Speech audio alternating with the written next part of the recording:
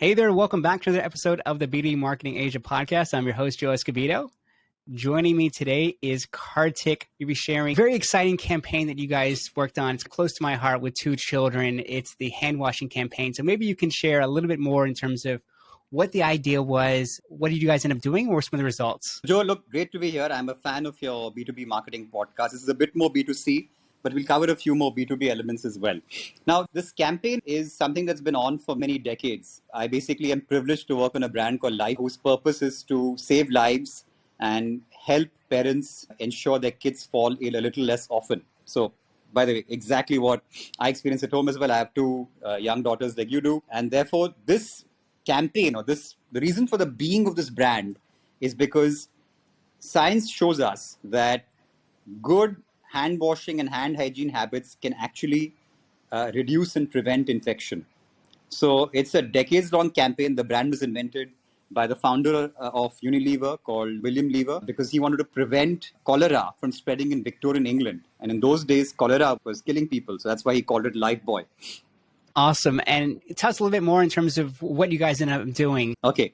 So this brand has existed for over 100 years. And I think 10 years ago, when we began our mission for the next decade, which was 2010 to 2020, we said, look, we've got to make this change happen at scale. So when you talk to within your organizations, inspiring business heads, and there's one business head whose name used to be the COO of Unilever. He just said, look, why don't we go and change 1 billion people's behaviors? We had no idea 10 years ago how we're going to get to 1 billion people and change their behavior. So this is not just about advertising and giving them a message. This is about proving to ourselves and to the people we serve that indeed behavior change has happened. We also got a audit agency, I think it was Pricewaterhouse, to figure out how we can audit this, because real change happens when it's proven and it lasts. So what we did was we actually got a program built based on behavioral science, which essentially was implemented first in schools with children. So it made the story of hand washing fun. There was 5 superheroes that were called the School of 5. And we would have people go into schools, becoming superheroes. You would have the germs as the villains, trying to trick kids into eating without remembering to wash their hands or forgetting to wash their hands after going to the toilet.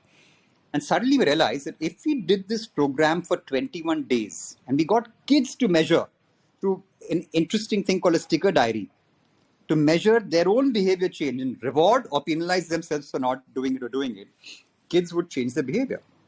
And not just that, if you have, one of your kids coming in and saying, Dad, I learned in school today that we got to wash hands in the right occasions. You know what? I'm going to be doing it and I'm going to make you do it as well. Even parents start changing their behaviors. So we realized that there was a multiplier effect happening. And lots of these programs happened in rural parts, villages of India, Indonesia, Pakistan, Ethiopia, Kenya. And suddenly there was a multiplier effect.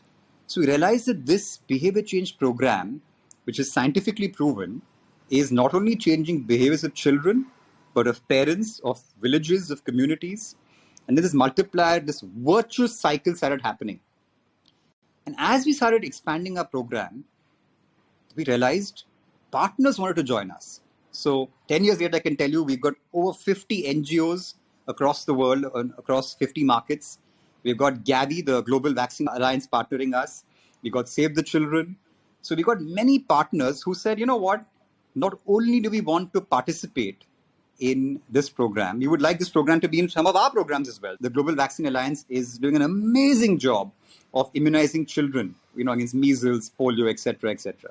But one of the immunizations is also teaching them hand washing. So it's not a vaccine that goes into your arm, but in a way it is a vaccine to equip children with behaviors for life that improves hand hygiene, but most importantly, helps prevent infections. So suddenly this program that was meant to be pretty much a brand program suddenly became a program which governments joined into, NGOs joined into, and the multiplier effect kept happening. And then suddenly we realized that the principles of this program of making people aware that germs are not mosquitoes and flies, they're invisible. This level of awareness doesn't exist in rural parts of Asia and Africa. The fact is that we need to make hand washing not a chore but fun. All of these principles we started applying to our advertising as well. And suddenly our advertising also started changing behavior. The same methodology of kids and parents measuring themselves happened to even mass media advertising. And then suddenly we realized in 2017 or 18 itself that we had met our 1 billion goal a couple of years ahead of time. So this really is when you take an audacious goal and you have no idea about how you're going to do it. But all that governs and guides you is the inspiring purpose of making a difference at scale. You will find ways. Not only will you find ways, you will get partners along the way to help you scale up even more and make a genuine difference and do good for the world. I love it. And I think as a parent of two young kids, I definitely relate with you on making it fun and not a chore, especially when it comes to hand washing. That's the last thing I want to do. But if you make it something like you said, the superheroes where they get excited about doing it, and also they teach the parents, because my kids do all the time, they will lecture me on, proper mask wearing, proper hand washing, and things like that from things they learned at school. So absolutely. And if I, take some parallels to what we do on the corporate side, whether it's B2C or B2B, having a big vision, what is that big goal you want to achieve, getting everyone on board with that purpose, making it fun, because this campaign was for children, but I think the same principle applies to doing it for adults. We're all kids at heart. So how can you make something fun for even adults and then build that habit? Because like you said, the habit is really important. You do it once, it's okay. But if you do it on a regular basis, that's where you see the big momentum happen. And like I say, kudos to you and the team for inspiring all the partners to come on board. I think that was a huge impact as well, too, because it wasn't just one organization. You had all the NGOs taking part in spreading the message, spreading the word, and helping, like you said, a billion people. So it's an incredible story, and I really appreciate you sharing it with me. Joe, you made an interesting observation on adults. And while the on-ground program and the advertising did change behavior for adults as well, I think that one of the keys, and I know I'm very conscious this is a B2B marketing podcast, is the adults in your own organization, right? It's also about influencing them, because remember that I'm part of a very large organization. Unilever has over 400. We've got in billion-dollar brands, over 13 or 14 billion-dollar brands, of which Lifebuoy is one of them. So it's also important to get the share of mind and, more importantly, the share of heart within your own business, right? Because at the end of it, the front line of the business is the salesperson who has to sell the product to the retailer, who has to then further sell it to the consumer. A lot of these are mom and pop stores where this kind of a soap is sold. And within that, I think it was important to also get the people who work on this brand. I lead the global team and make all the marketing mixes, make the advertising, make the programs, make the strategy. But finally, there are a lot of people who actually go out there and make this magic of Lifebuoy work.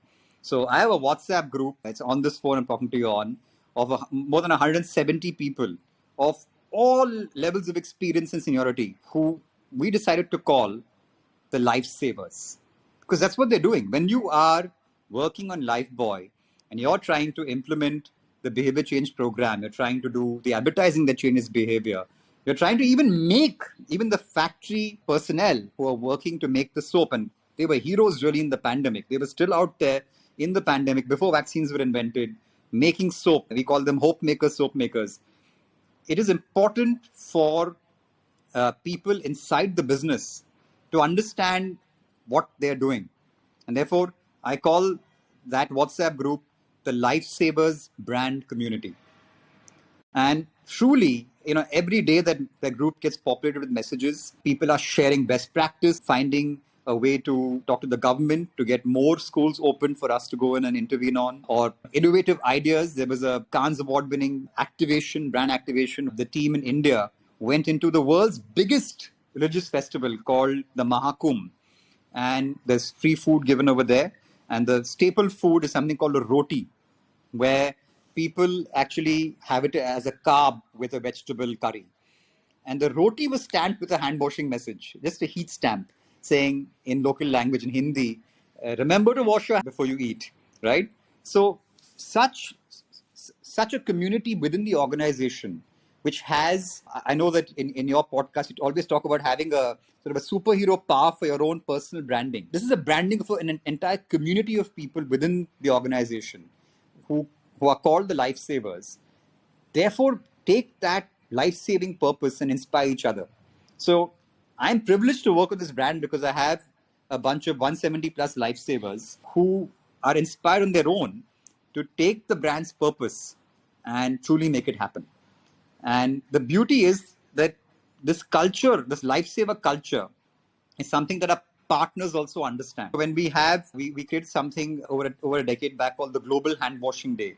It's October 15th. It's a way to get not just Unilever or Lifebuoy, but get actually all the brands. So even Dettol, which is a competitive brand, participates in it to actually celebrate and get the world to understand the importance of hand washing. So our partners start celebrating it. The partners volunteer to go to schools themselves. I have some amazing R&D partners who actually go out, who supply to us our fragrances, who go out and teach kids themselves in that very school. So the lesson for me here is that you can have an inspiring purpose. So that's 1P. You can have amazing partners, 2P. You can have amazing people, the 3P. But the lesson here is you need to help them identify what they are and what they're doing. And that simple label of a lifesavers brand community. It's a great lesson. It applies in all aspects of, like you said, establishing the purpose, getting them a reason for doing it. Because I think that's what, a lot of big ideas, they end up falling down because, like you said, there's no reason in terms of why they would get involved into it. What's their role? And I like that, once again, you have the lifesavers community, because it is like that, the Avengers, where you want to be, even as an adult, you kind of want to be like a superhero. And so this is one way of making everyone feel like a superhero, feel like they're helping save the world and everyone's doing their part. And I love the idea of the WhatsApp group or community, and then everyone's sharing best practices. Because I think if you have a group that large, there's always a top-down approach where the boss says, okay, do this, that. But the fact that they're exchanging ideas from different regions, from different countries, I think that just makes it a much more enriching community. So I love what you guys have done there. I think I want to illustrate that with an example of what the pandemic taught us. So luckily, this group was obviously running for the last 10 years. But in the pandemic, I really saw the lifesavers come to life. So I still remember the date was January 27th, 2020. And I was on my morning run. And I realized that there's something called the Wuhan virus. It wasn't even declared as a pandemic in those days. But something called the Wuhan virus is now in China. We have a small business in China. So, of course, I was helping that business out. But when you work on this brand, you realize epidemics can become pandemics eventually. And we decided that we needed to now alert the world, because Lifebuoy is the third most consumed brand in the world. So after Coke and Colgate, we are primarily only in Asia and Africa and the UK. But it was important to get the message out there. And in those days, WHO had only recommended hand washing as a means of prevention. So we put out on 27 Jan, I remember writing copy at 4 a.m. in a park saying that this is not an ad. This is a public service message from Lifebuoy. And I put down all the WHO guidelines, of which hand washing was one of the main guidelines, and said, please use Lifebuoy or Lux or Dettol or any local competitor brand. And we didn't call it competition, we called it the brand name. And we did market by so that you keep yourself and your loved ones protected from coronavirus. But that's what it was called in those days. It wasn't even called COVID-19. This brand community took a Jan 27th message, got all the legal clearances, and it was live, I think, by mid-February across digital media, across TV, across press, where print is relevant still. And as the pandemic was playing itself out, and I'm proud to say that the lifesavers were messaging, naming competition in our advertising, and saying use Lifebuoy or any soap. But what's most important right now is to keep ourselves safe. And well, the pandemic has still not come to an end, but at least it's alleviated now. But each time there were waves. So when the guidance changed from just mere hand washing to first and foremost vaccinations, then masking, social distancing, and then hand washing, we even changed, saying the most important thing to be doing first is get yourself vaccinated, mask up, social distance, and then wash hands with Lifebuoy or any soap. So the approach has always been that we need to focus on our purpose, which is to save lives, help prevent infection, even if it means naming competition and helping competition join us to save lives. Second, the second P I keep saying is get the people to do it. There is no way that one global person sitting in Singapore is going to be able to make the work for everybody else. So get the people who are in the market, in 55 different markets, to go out there, make content that's inspiring to their consumers they serve, so that it becomes a true movement, not just a campaign. And third, get the partners. So there is a coalition that we tied up with Unilever, which is it's called the HSBC. It's a hygiene coalition for behavior change. And we donated products, hygiene products. So we had partners coming again to make this a joint mission to help prevent the spread of what was called coronavirus in those days and eventually was called COVID-19 today. So again, another example of how communities within your teams can actually help make a real difference and be there even before consumers and the people they serve realize what's coming their way and helping them. I think that was one of the things that really stood out in our previous conversation is collaborating with competitor brands, because obviously you don't hear that too often. You hear about the McDonald's and Burger King, but they're doing it a justful way. It's not really for the greater good.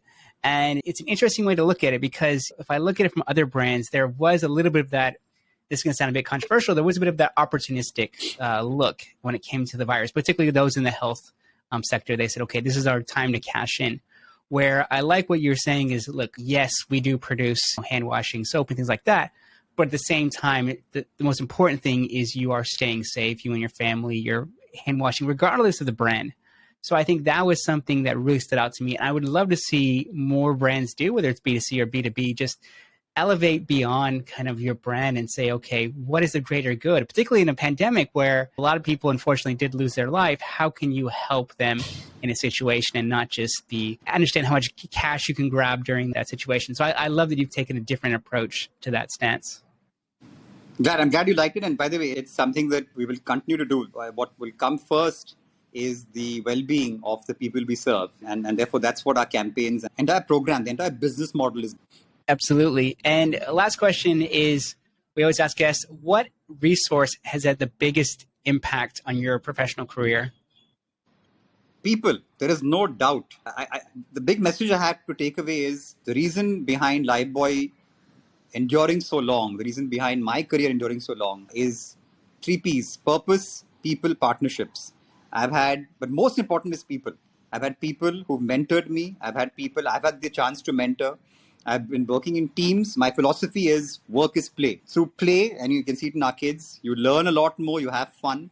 So I always try to use the resource of people to really unlock and unleash business models, business ideas, opportunities. If you have people and people are themselves when they're with you, and you can be yourselves with people, then that's the greatest resource and the greatest gift that you have, not just in your work life, but in life in general.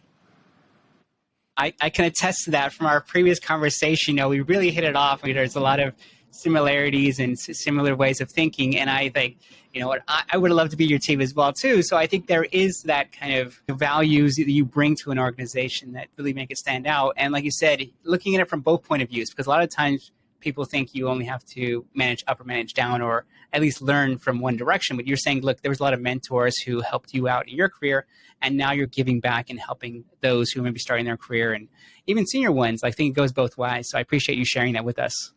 Great. Glad to. It was thanks, Joe. It was exciting to be part of this podcast, and looking forward to more podcasts from you and the great content you're putting out there. Absolutely. Thank you so much. I really appreciate it. I always enjoy catching with you. So Kartik, thank you so much again. I really appreciate you sharing your insights with us. Great. Thank you, Joe. My pleasure. Bye. And for everyone watching and listening to today's episode, you got to feel free to share this episode. So many good practical tips and takeaways, tons of heartwarming stories. So feel free to share it, guys.